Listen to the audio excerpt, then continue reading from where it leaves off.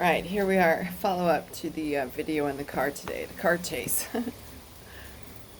I have a cool idea for how to, I don't know how you say, video edits, like just take out the audio part of it and put in another, like a funny comedy kind of skit thing. And here's how it would go.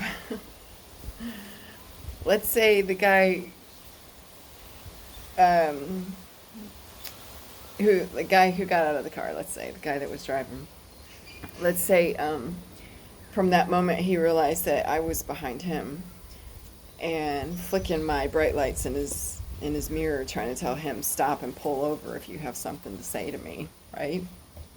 Because clearly you do, if you've been following me through these streets like that. So spit it out, son.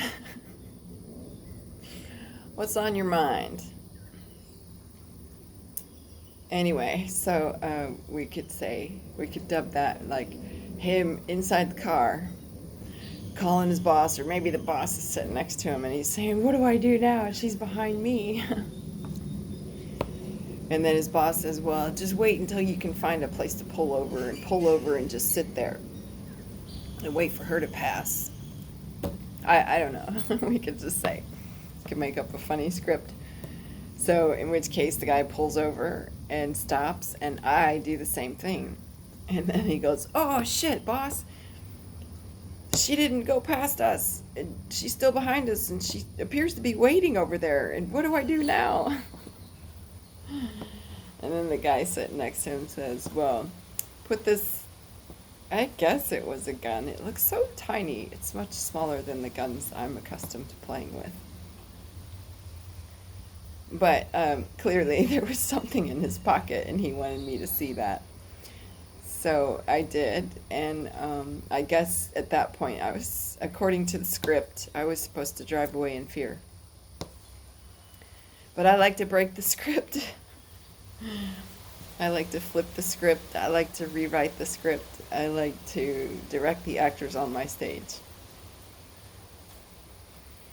And so, in which case, just to be sure, because I didn't want all these coincidences to just, you know, necessarily equate to something. So I took the camera and continued to try to film him as he pretended to walk down the street to some business, I don't know, in the tienda or whatever, and filmed him the whole time. And then he appeared to just be asking somebody for directions. And then he took off and went right past my car, and I waved to him, and I got out of the car. And at that point, his boss he's not there to like give him any directions, so he just gets in the car, right? And then when he gets in the car and the car closes, we could end the script with something like, "I don't know, boss, this bitch is crazy. Apparently she's not afraid of death." And that's right, I'm not. I'm more afraid of facing myself in my cosmic midnight hour, knowing that I backed down from a mission that um, not a mission so much as a way of walking and acting in the world and presenting myself in the world and being very choosy and having great discernment with which I choose to follow or obey. Because, of course, what I do here and now has a direct impact on the 7 future generations. And so, do I want to continue to perpetuate a system of competition versus cooperation, and force versus power, and intelligent versus self-defeating, and just these old conquistador ways? They haven't been around that long. I mean, come on. So yeah, I don't know. Yeah, it was like the postscript to the car chase. I could have done a little bit better with the filming production if I had known exactly the moment to press the button and turn the camera around. Because you guys missed the good part where he's driving past and I'm like ready to T-bone his ass. That's part of my training. And my car was bigger than his too. Anyway,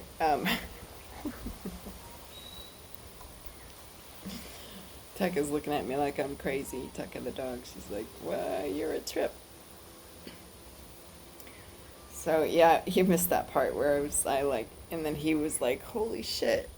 And before, like the look on his face, even through the blacked out windows, I could see. Uh, he's shitting himself. What do we do when somebody doesn't follow the script?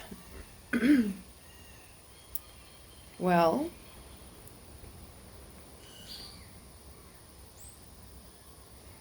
I don't know. It's always a choice. For the record. You know, and to be quite honest, like, should I save this, Tekka? Tekka's looking at me like, yeah, I don't know, go ahead. I said it from the beginning, from day one, when all this violence started. I was like, you know, it would be much more honorable to just come on over with your pistol, break into my house, and somehow, if you can make it through my front door, and sneak into my house and pose some sort of threat to me, presuming that there's no serious bodily injury done to you. Please, I invite you. Come. One bullet and it's done, right? But a death by 1,000 cuts?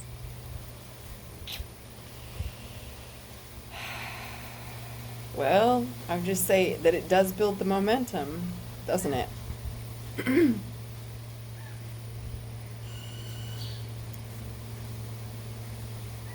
Interesting.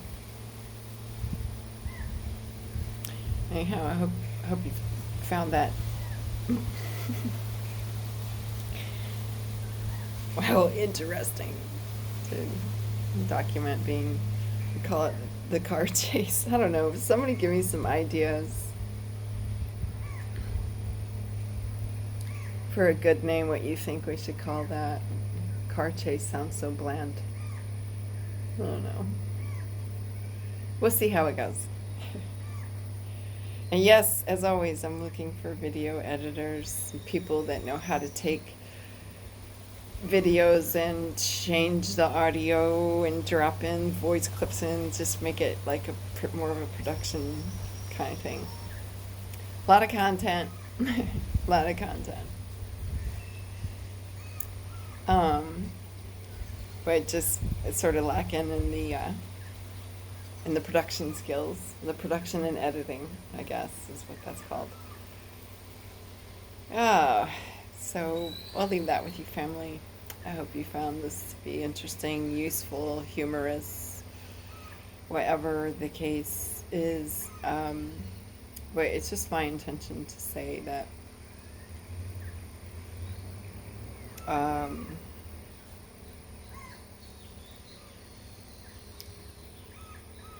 it's rather really silly to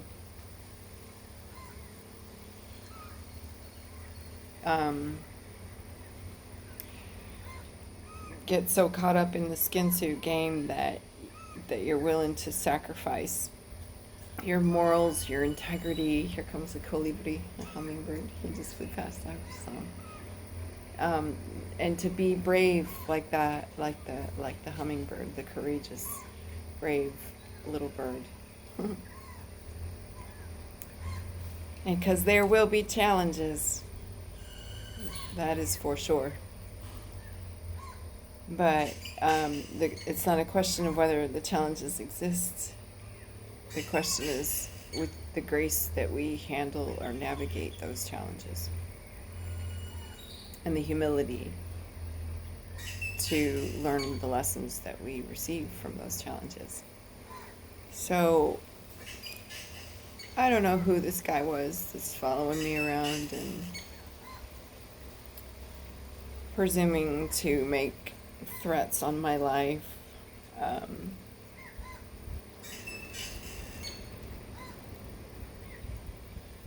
But look, you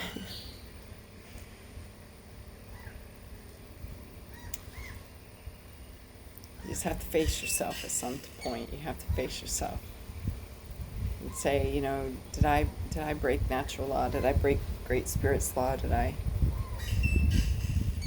don't know. I don't know. And go from there and into our cosmic midnight hour with the heart as light as a feather, right? It's quite the challenge. But here we are. So I hope this has been a blessing to you, family. If it has, it's been my honor to share it. And final postscript, no, I am not suicidal, but if they take me out before I execute the mission of my soul contract, then I'll be back. Count on it. Ciao for now.